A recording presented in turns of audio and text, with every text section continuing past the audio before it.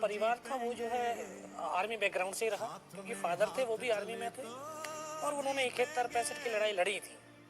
तो वो उनके जो अपने अनुभव थे लड़ाई के, जब वो अपने साथियों के साथ में शेयर किया करते थे, तो शाम को जो हम भी सुनते थे उनसे, तो उसी समय एक जो है मन के अंदर हुआ कि यार मैं भी जो है फौज में जाऊं और देश के लिए कुछ कर पाऊं।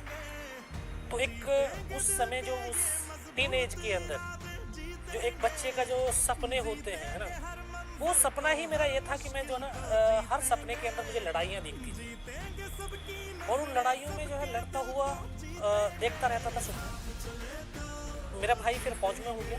मैं जब 10th क्लास में था, 11th में था, मेरा भाई फौज में हो गया। मैं जब 12th में आया तो भाई जब छुट्टी आया वापस, तो उन्होंने बोला कि यार अब भी जो है फौज को देख लो, ट्राई मारो। मगर मैं इंटर कर लेता हूँ उसके बाद में जो है, बोला नहीं इंटर तो चल ही रही है, अभी ट्राई मारो। तो उस समय मेरी उम्र 16 साल 5 महीने की थी। मैं अक्टूबर महीने में जो है फौज की जो भर्ती निकली थी उसमें ट्राई करने के लिए चला गया।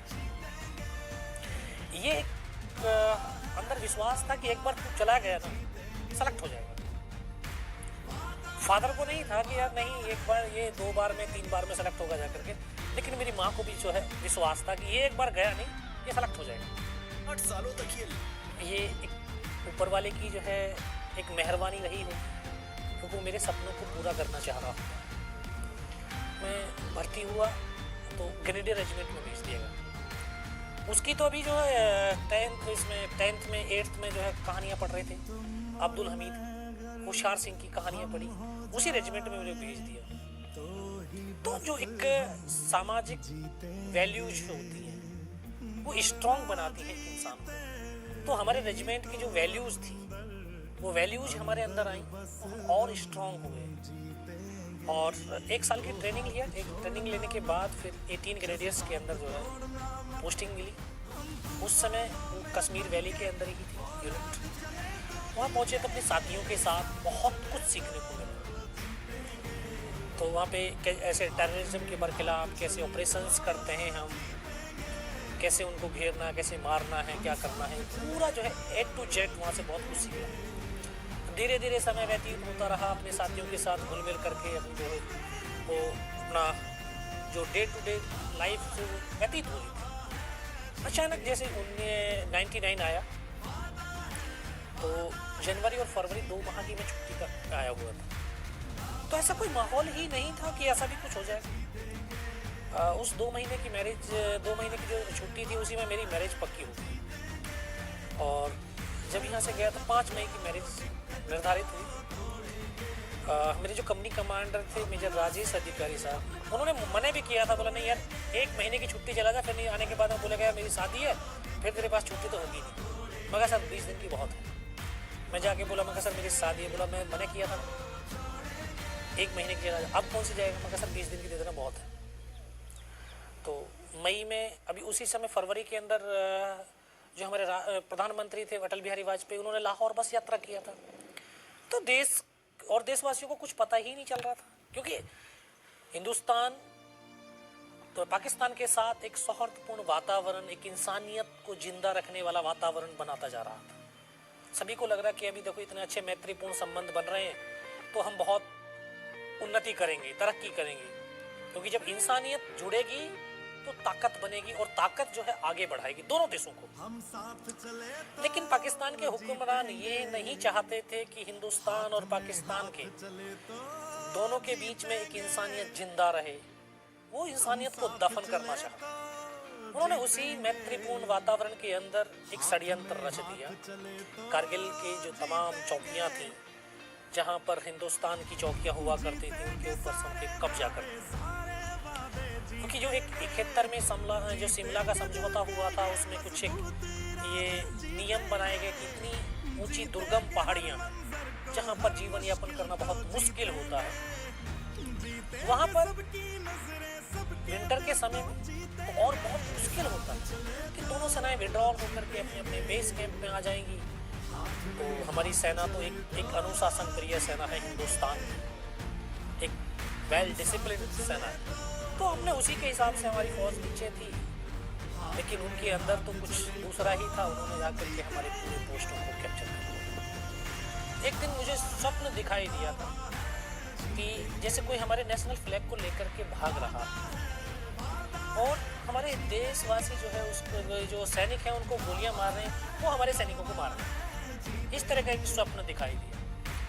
तो मैं घर में शेयर किया कि मेरा इस तरह का जो है एक स्वप्न दिखाई दिया है, कुछ ना कुछ हुआ।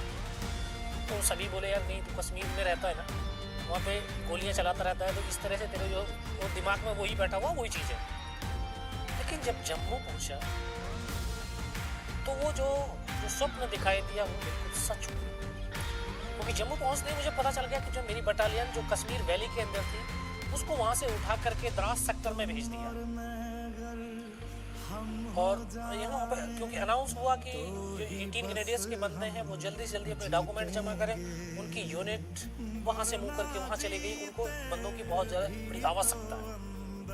पूछताछ किया क्या हुआ, नहीं कुछ नहीं, वहाँ पे जो ना वो चल रहा।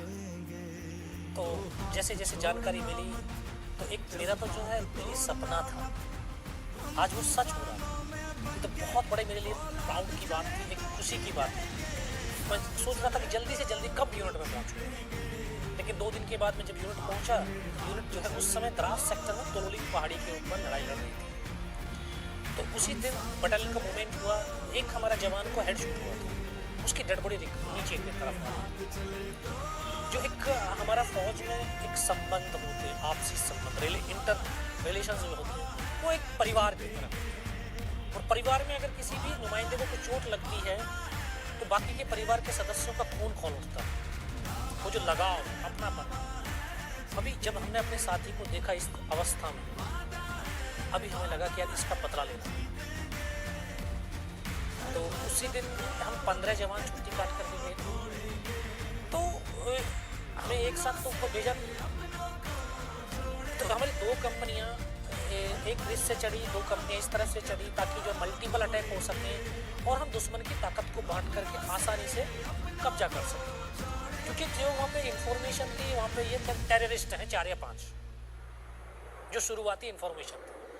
तो उसी इंफॉर्मेशन में जो है इधर से चढ़ रही थी, तो इधर वाली जो पार्टियां थी, 2 कंपनियां थी, उनके पास फाइटिंग पोर्टर्स नहीं थे। तो एक इंसान को कोई भी काम मिले, कोई भी, उस काम के ऊपर अगर वो फुल एफर्ट लगाता है, अपनी शरीर की जो आंतरिक शक्ति है उस शक्ति के साथ में उस काम को करता है, तो वो काम बहुत आले दर्जे का होता है और वो काम ही उस इंसान की पहचान बनाता है। मैं कोई ऐसा विशेष शक्ति लेकर के तो पैदा हुआ नहीं, मैं तो आम लोगों की तरह ही आम ही इंसान हूँ। कोई मेरी कोई स्पेशल क्वालिटी नहीं थी जिस क्वालिटी के आधार के ऊपर मुझे सेना में भर्ती किया गया। नॉर्मल प्रोसेस के द्वारा जो है भर्ती। लेकिन जो 15 जवानों को हमें काम मिला कि नीचे से ऊपर यार अम्निशन और राशन पानी लेकर के जाना, तो हम सुबह 5:30 बजे चलते थे और रात को 2:30 बजे ऊपर पहुँचते थे, जिसमें दुश्मन की आर्टिलरी फायर कर रही है, मोटर्स फायर आ रही है, उनकी गन्स का फायर आ रहा है, मौसम बिल्कुल ख़राब है। लेकिन इन सब के बावजूद हमें एक लगन लगी कि जो ऊपर मेरा साथी बैठा है वो इसलिए फायर कर रहा है क्योंकि हम उसको अम्निशन दे रहे हैं, वो हमारे सीने को सेफ रख रहा है, तो हमारा दायित्व बनता है कि उसकी पीठ को सेफ रखें। तो इसी उससे एम से हम जो है 22 दिन तक कंटिन्यू चले, और 22 दिन कंटिन्यू चलने वाले सिर्फ हम 3 जवान ऐसे थे जो लगातार चलते रहे। हम 22 दिन के अंदर हम तीनों जवानों की एक पहचान बनी कि ये तीनों जो जवान हैं इनका फिजिकली और मेंटली बहुत स्ट्रॉन्ग, तो इनको एक अलग विशेष टुकड़ी के अंदर शामिल किया। तो तोलोलिंग पहाड़ी के ऊपर 22 दिन में बाद 12 जून 1999 को बटालियन में 2 ऑफिसर, 2 जूनियर कमीशन ऑफिसर और 21 जवानों को खो करके 12 जून को पहली सफलता के रूप में तोलोलिंग पहाड़ी प्राप्त हुई। उसके बाद द्रास सेक्टर की सबसे ऊंची चोटी टाइगर हिल, उसका जो है एक और टास्क हमें मिला। तो बटालियन कमांडर ने बोला कि यार हमें एक और टास्क हिंदुस्तान की फौज ने दिया है और ये हमें मौका है कि हमारे वो जो 2 ऑफिसर, 2 जूनियर कमीशन ऑफिसर और 21 जवान जो शहादत दी है उनका बदला लेने का हमें एक और मौका मिला, तो हम उनका बदला लेंगे। तो फिर उसके बाद उन्होंने टाइगर हिल की पूरी प्लान बनाया। प्लान बनाने के बाद सभी को बताया कि इस प्रकार से हमें लड़ाई लड़नी है, ये काम करना है, अगर इस प्लान से हम चलेंगे तो हम सक्सेस मिल सकती है। तो उसमें घातक प्लान, ये सबसे पहले राइट साइड वाला जो रास्ता था बिल्कुल खड़ी चट्टान थी 90 डिग्री, जिस पे चढ़ना बहुत मुश्किल, क्योंकि उधर से दुश्मन बिल्कुल आश्वस्त होकर के बैठा था कि यहाँ से हिंदुस्तान की फौज चढ़ करके हमारे ऊपर हमला नहीं कर सकते। हमें वही रास्ता, फिर अगर हम जल्दी से जल्दी उस रास्ते को कवर कर लेंगे तो हमें सक्सेस आसानी से मिल सकती है। फिर अगर हमारे सक्सेस अगर हम जल्दी उसको एरिया को कवर नहीं करते तो हमारा नुकसान ज़्यादा होगा। तो इसलिए एक यंगेस्ट टीम, कुछ पुराने जवान, उनका पूरा मिश्रण करके एक टुकड़ी बनी घातक प्लाटून। तो उसी समय हमारे कमीशन होकर के आए थे लेफ्टिनेंट बलवान सिंह, उसको उस टीम की जो है कमांड सौंप दी गई। तो हमें 4-5 दिन का रिहर्सल का समय मिला कि आप किस प्रकार से अपने टास्क को पूरा करेंगे, इसकी जो है प्रैक्टिस कर लीजिए। फिर आखिरकार हमें चढ़ने का आदेश मिल चुका कि आप लोग उस दिन टाइगर हिल के लिए मार्च करें। फिर हमने शुरू किया। तो उस पहाड़ी पर ऊंचाई उसकी 16,500 फीट, रात को चढ़ सकते थे, दिन में नहीं। हम पूरी रात चलने के बाद सुबह जैसे फर्स्ट लाइट हुआ, उजाला हो गया, तो हमने वहाँ पर पत्थर, जो बड़े बड़े पत्थर थे, उनके पीछे छुप करके चुपचाप बैठे रहे। पूरा दिन उन पत्थरों के पीछे गुजारा। जैसे फिर अगली रात हुई, अंधेरा हुआ, फिर हमने चलना शुरू किया। तो पहाड़ियों के अंदर एक और चीज़ होती है कि पहाड़ी में जब बिल्कुल हम नीचे पहुंच जाते हैं पहाड़ी के, और जब उस पर चढ़ना देखते हैं तो जो पहली वाली टॉप है वही लगता है यार यही इसका मेन टॉप है। लेकिन जब उस टॉप पे पहुंचते हैं तो फिर अगले वाली चोटी दिखाई देती है। तो दूसरी रात जब हम पूरी रात चलने के बाद जो उस टॉप के नज़दीक पहुंचे तो हमारे डेल्टा कंपनी साथ चल रही थी हमारी सपोर्टिंग के लिए। तो उसके जो कंपनी कमांडर थे कैप्टन सचिन निम्बालकर, उन्होंने बोला यार बलवान, यहाँ पे तो कुछ भी नहीं। बोला चलो यहाँ पे फ्लैग लगा दे। जब उस चोटी के ऊपर चढ़े, यार ये नहीं अगले वाली चोटी। सभी ने बोला सर ऐसा करते, चाय पीते फिर चलते। बोला नहीं, चाय वहीं पिएंगे जाकर। उस दिन तो पूरा दिन चलेगा, पूरा दिन चलते। शाम के वक्त यही समय रहा होगा। तो वहाँ पहुँचे, उस टॉप पर पहुँचे तो फिर अगले वाली चोटी। फिर सभी ने बोला सर ऐसे करते हैं, अभी थोड़ा सा रेस्ट करके फिर चलते हैं, क्योंकि पूरा दिन हो गया, पूरी रात हो गया चलते। तो अभी हम वहाँ पे बैठ करके अपने वेपन्स को डिप्लॉयड कर ही रहे थे। तो सचिन निम्बालकर साहब के साथ जो टीम थी वो आगे के इलाके को थोड़ा सा सर्च करने के लिए चली गई। जैसे वो आगे की तरफ गए तो दुश्मन इतना चौकन्ना था, इतना चालाक था, वो अपने आप को तब तक छुपा करके बैठा हुआ था कि हम जैसे दुश्मन उसके नज़दीक पहुँचे और वो तब फायर करता था। तो जो हमारी टीम उनके नज़दीक पहुँचे तो उनके ऊपर फायर कर दिया। अब हम डायरेक्ट फायर सपोर्ट भी नहीं दे सकते, क्योंकि अगर ऐसी तरह से करके फायर करते हैं तो हमारे बंदों को ही गोली लगती है। आर्टिलरी का जो है फायर भी नहीं डलवा सकते, क्योंकि सेफ्टी डिस्टेंस बिल्कुल ख़त्म हो गया था। अभी सीओ को फिर इन्फॉर्म किया कि साला ऐसे इस तरह की कहानी होगी है।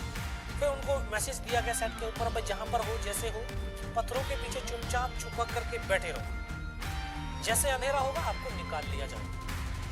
तो लगभग रात को 11 साढ़े 11 बजे के आसपास उस टीम को निकाल करके लेके आए। तो उसमें एक जवान को हाथ में गोली लगी थी, बाकी हमारे तमाम जवान सेफ थे।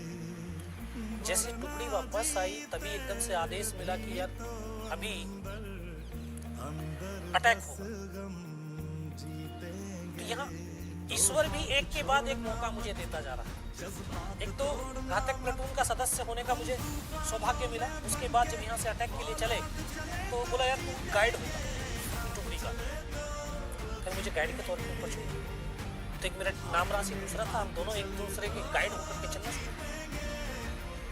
पूरी टुकड़ी को लेकर के जब रात भर चलते रहे, सुबह का वक्त था, तो एकदम बिल्कुल खड़ी चट्टान जिस पर चढ़ना बहुत मुश्किल था। तो वो जवान जो दूसरा मेरे नाम का दूसरा योगेंद्र सिंह यादव था, तो वो काफ़ी हाइट थी उसकी, 6 फुट था। मैं बोला यार यहाँ पे चढ़ नहीं पाएंगे। बोला नहीं, ऐसे करके मेरे कंधे पे पैर रख और ऊपर कहीं रस्सी बांध दो। मैं रस्सी बांधा। रस्सी बांधने के बाद हम एक एक करके चढ़ना शुरू किया। तो उनके दोनों तरफ बंकर्स थे, लेकिन अंधेरे की वजह से तो हमें नहीं दिखाई दी। और शायद उस समय वो सो रहे होंगे बंदे। लेकिन जब हमारी आवाज़ हुई, पत्थर गिरे ऊपर से, तो शायद उनकी आंखें खुली होंगी और उन्होंने ऐसे फायरिंग की। एक बंकर का इधर था, एक इधर था, तो इस तरह से ऐसे क्रॉस फायरिंग हुआ तो हमारी टुकड़ी का रास्ता कट गया। हम केवल 7 जवान जब तक क्रॉस कर चुके थे, बाकी को फिर किसी को क्रॉस करने ही नहीं दिया उन्होंने। ऊपर पहुंचे तो 7-8 मीटर का बिल्कुल प्लेन, सामने 2 बंकर्स, उन्होंने हमारे ऊपर फायर खोला, हमने भी इधर से आधा-धुंध फायरिंग खोला, लेकिन हमने उनको मार गिरा दिया।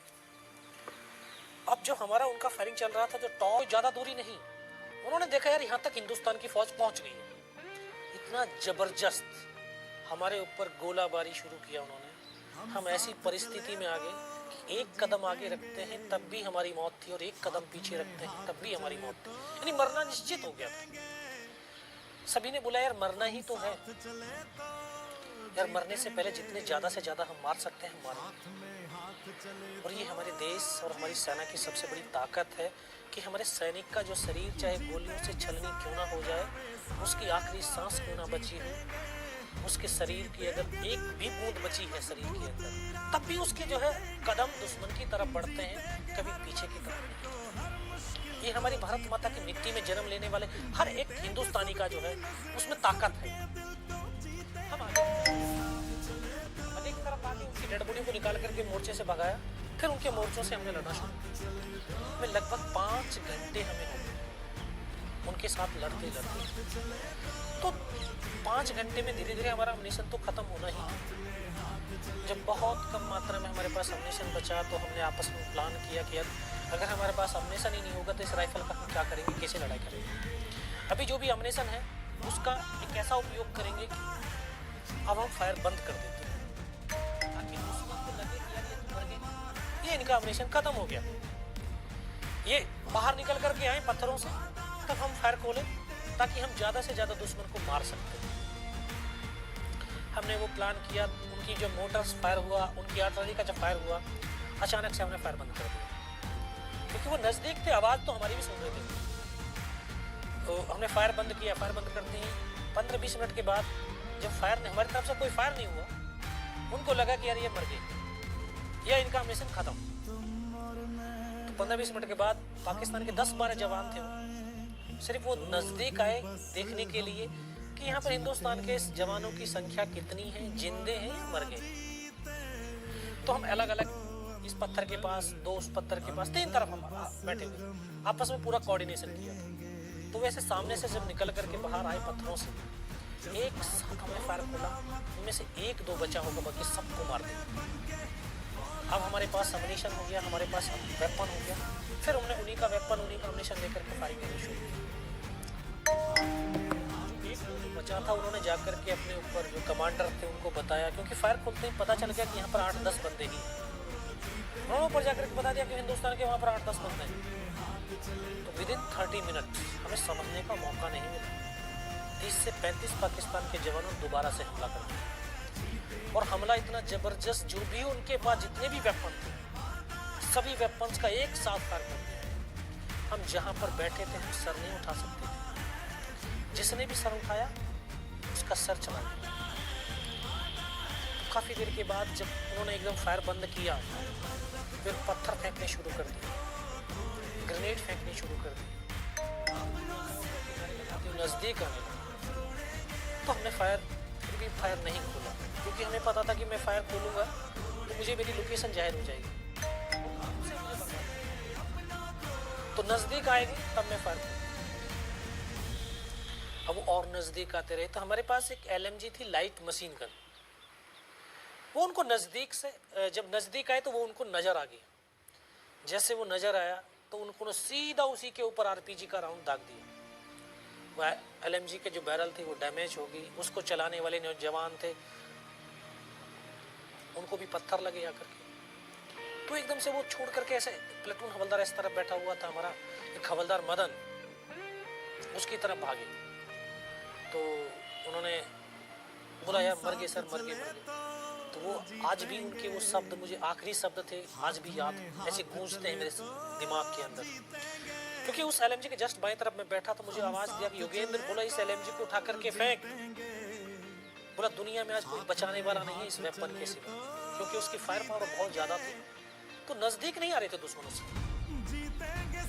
जैसे मैं उसको LMG को ऐसे उसको पकड़ा और उसकी तरफ फेंक तो दिया, मेरी नज़र ऊपर की तरफ गई तो जिस पत्थर से मैं फायर करा उसी के ऊपर 7 पाकिस्तान के जवान खड़े थे। मैं कहा सर ये तो नज़दीक आ गए। बोला कहाँ पर? ये खड़े हुए। तो जैसे ही आवाज़ सुनाई दी सीधा मेरे ऊपर ग्रेनेड फेंका उसने। तो जो मेरा नाम राशि था योगेंद्र यादव, वो पीछे की तरफ लेट करके फायर कर, तो उसको ग्रेनेड का एक टुकड़ा लगा, यहाँ से उसकी उंगली कटी दूर जाकर के गई। वो एकदम से उसको आभास हुआ कि यार मेरा हाथ कट गया। बोला मेरा हाथ कट गया। मैं पीछे की तरफ देखा, मगर नहीं यार हाथ नहीं कटा। बोला और? मगर उंगली कटी।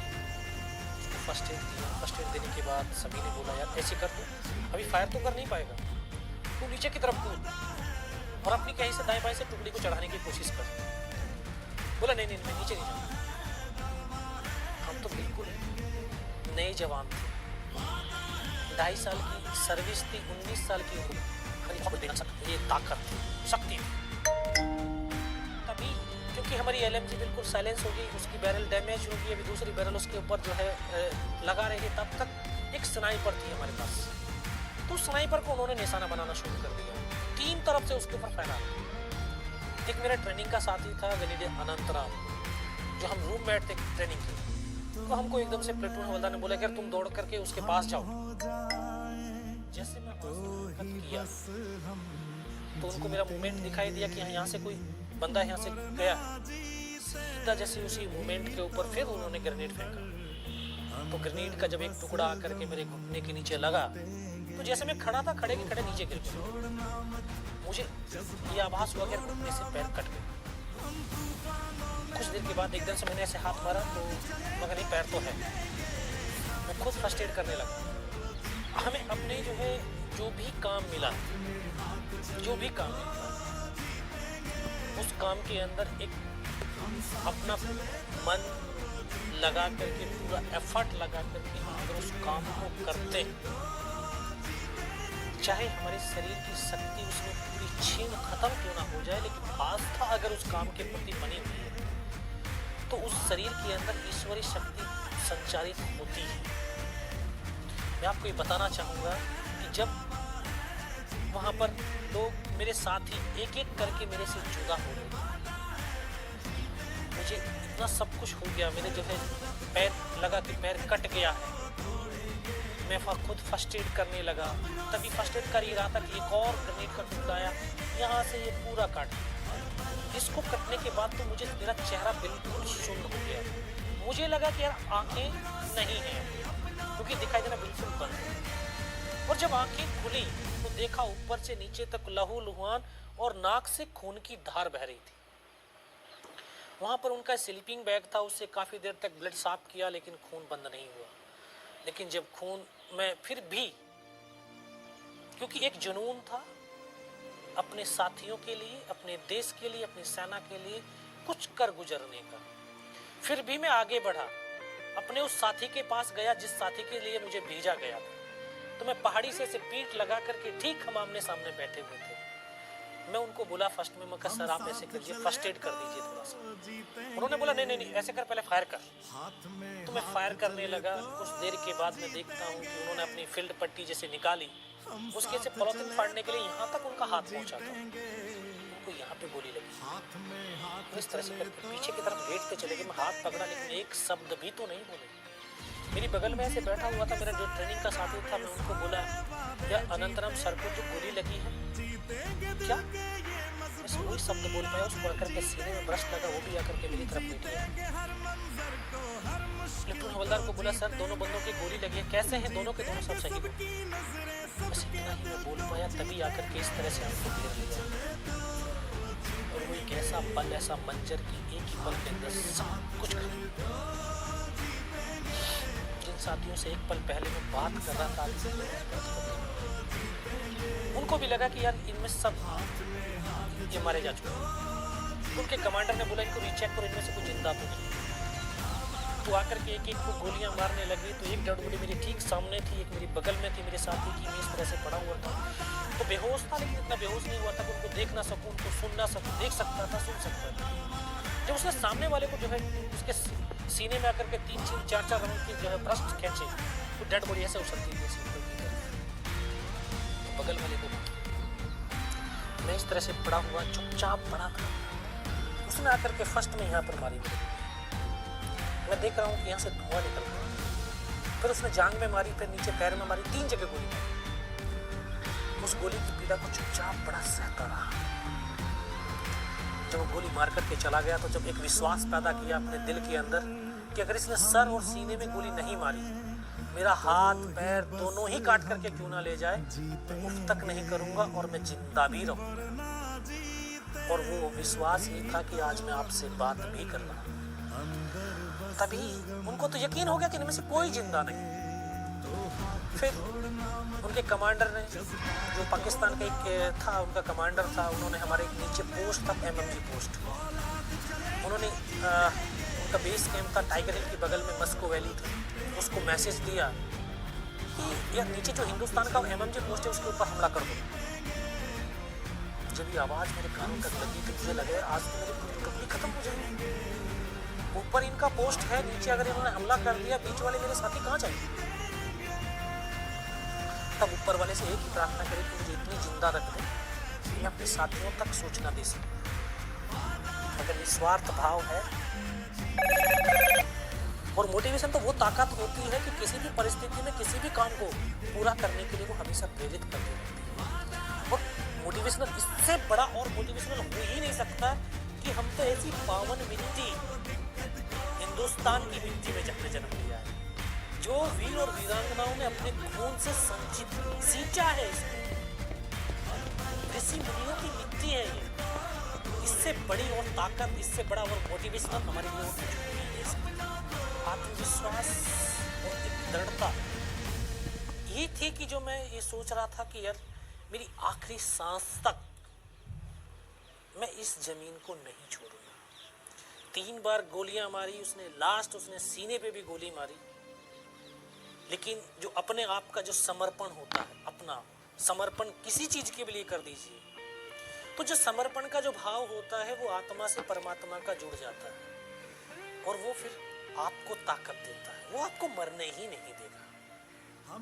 तो शायद उसने जब गोली मारी तो यहाँ पर पर्स था, पर्स में भी गिलट के 5-5 रुपए के सिक्के और वो भी इकट्ठे कर दिए, फिर मार दिए। लेकिन उस गोली के धक्के से तो मुझे आभास हुआ कि यार मैं मर गया हूँ। गोली तो अंदर नहीं गई, लेकिन रिकोचिट हो गई, लेकिन आभास हो गया कि मैं मर गया हूँ। उन्होंने, जो पाकिस्तान के जो जवान थे, उन्होंने हमारे साथ जो अमानवीय क्रूरताएं की, जैसे बूट की ठोकरें मारना हमारी डेड बॉडियों के अंदर, हमें गालियाँ देना, बहुत कुछ। फिर लास्ट में उनके कमांडर ने बोला इनके वेपन उठा लो। तो उनके एक जवान आया, दोबारा से जो है गोली मार रहा है, दूसरा वेपन उठा रहा है। फिर उसने वेपन जब उठाया तो यहाँ मेरी AK-47 से पड़ी हुई थी, उठा करके जब वापस मुड़ा तो मुझे अनकॉन्शियस हो गया था, मुझे लग नहीं रहा था कि मैं जिंदा भी हूँ। लेकिन जब उसका पैर मेरे पैर से शायद टकराया तो मुझे एकदम से लगा यार मैं तो जिंदा हूँ। तब एक ताकत अंदर से एकदम से आवाज आई कि अभी तक नहीं मरा तो मरेगा भी नहीं। मेरे पास एक हैंड ग्रेनेड बचा था, मैंने अपने धीरे से अपना हैंड ग्रेनेड निकाला, पिन निकाल करके उसके ऊपर ऐसे फेंक दिया। तो कोट के अंदर जो हुड लगा हुआ था, हुड के अंदर वो ग्रेनेड गिर गया। जो वहाँ पे गिरा तो उसको लगा कि यार कुछ गिरा है। उसने पीछे की तरफ मुड़ करके देखा, पीछे तो कोई मूवमेंट था नहीं। तो जब तक वो ग्रेनेड को निकाल पाता, ग्रेनेड फट गया। ग्रेनेड की फटते ही जो पाकिस्तान के दूसरे जवान थे उनमें एकदम से खलबली मची कि इनमें से कोई जिंदा है। कुछ बोले जिंदा नहीं, नीचे से फौज आ गई, क्योंकि जिसने 3 बार गोलियां मारी हो कौन कह सकता है कि जिंदा हो। वो एक मौका था मेरे पास कि मैं अपने देश के लिए, अपनी भारत माता के लिए कुछ विशेष कर गुजरूं। मैं तुरंत उसकी राइफल को उठाने की कोशिश करी, क्योंकि उसका पूरा सर उड़ गया और हमारे ऊपर आकर के गिरा पाकिस्तान का वो जवान। तो उसके राइफल को ऐसे पकड़ने की कोशिश करी, लेकिन ये हाथ तो हिला ही नहीं, क्योंकि इस हाथ की हड्डी निकल के पूरी बाहर हो गई थी। एक हाथ से राइफल को उठाया, वहां से फिर एकदम से उनके ऊपर फायर खोला, 3-4 बंदे और उनके मारे गए। फिर इस हाथ से पलटा खाया, दूसरे पत्थर से, तीसरे पत्थर से। जब 3-4 जगह से फायरिंग किया तो उनको लगा कि यार हाँ नीचे से रीइंफोर्समेंट आ गई। फिर उनके हौसले पस्त हो गए, वो पैर उखड़ गए और वहां से उनको भगा लिया। 3-4 मीटर तक रेंगता हुआ आगे गया तो देखता हूँ आगे जाने के बाद उनके सामने टेंट लगे हुए हैं, लंगर चल रहा है, उनके वेपन वहाँ पे डिप्लॉयड है। क्योंकि मुझे इतनी भी समझ थी कि अभी हमारी टीम के बाद दूसरी टीम आएगी अटैक के लिए, अगर उस टीम को जो है जितनी ज़्यादा से ज़्यादा इन्फॉर्मेशन मैं दे सकता हूँ तो शायद उनकी कैजुअलिटी कम होगी।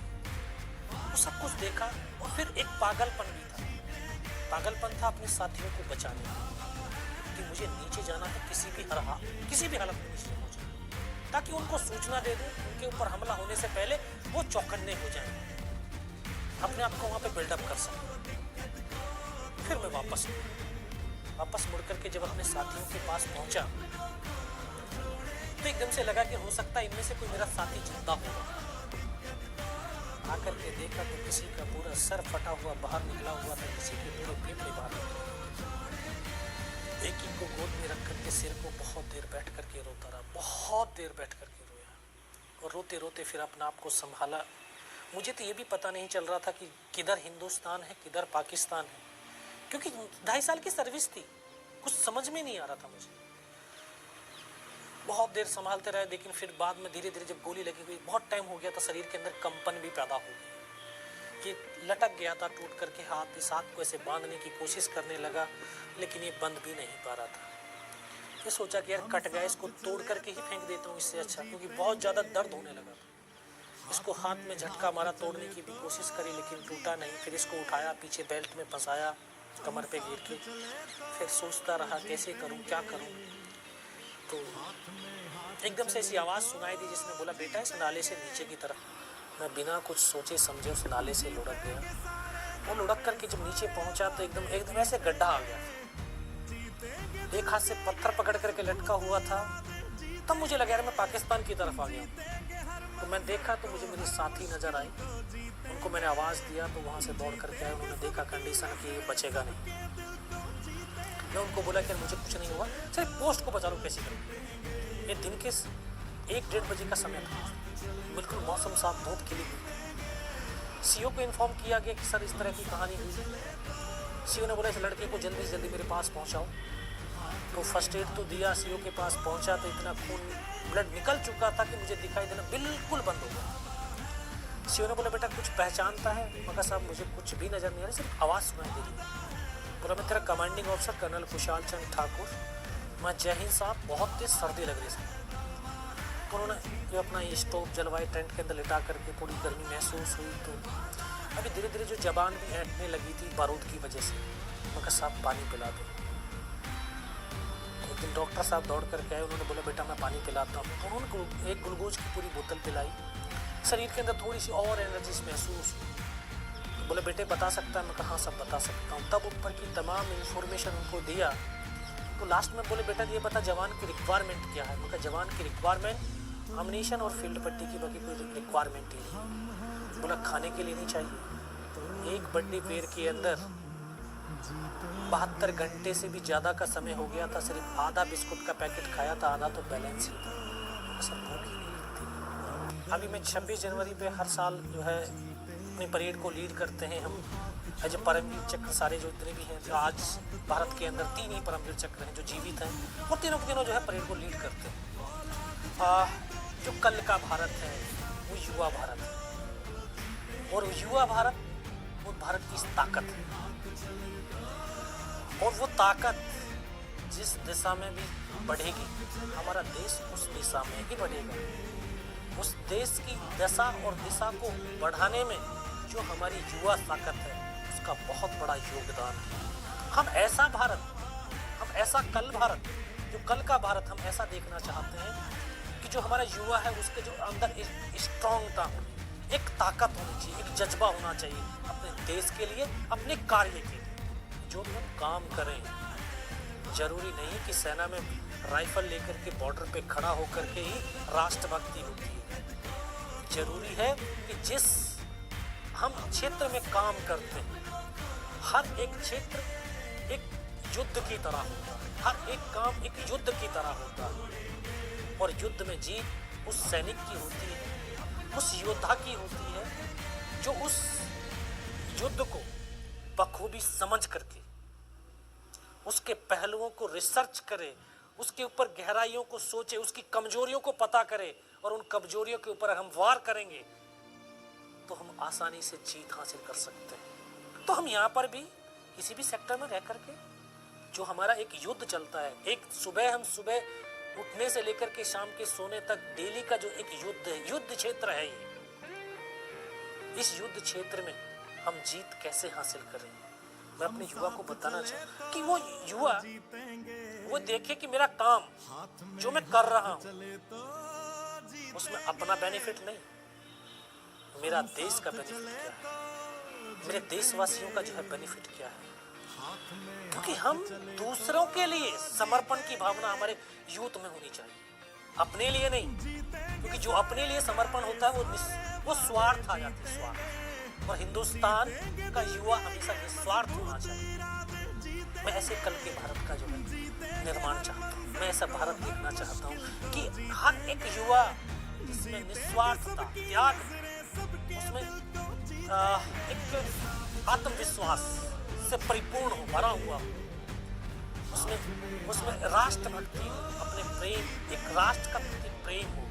क्योंकि प्रेम बहुत बड़ी ताकत होती है जो इंसानों को एक साथ जोड़ती है और एक उस जोड़ से एक बहुत महान शक्ति बनती है जहां हम आगे बढ़ते चले जाते हैं। तो ऐसा भारत चाहिए, ऐसा युवा चाहिए मुझे। Selfless India, tomorrow's India. Tomorrow's India, let's start with I.